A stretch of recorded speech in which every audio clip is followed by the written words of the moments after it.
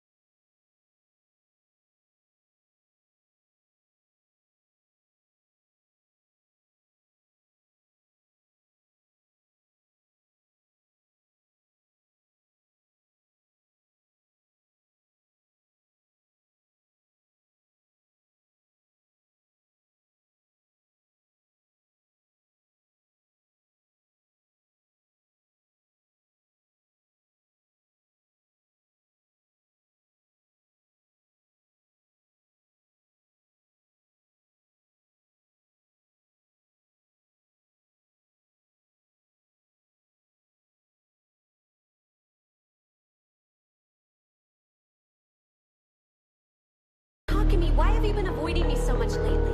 Did I do something wrong, or was it maybe something I said? I'm going crazy thinking about it.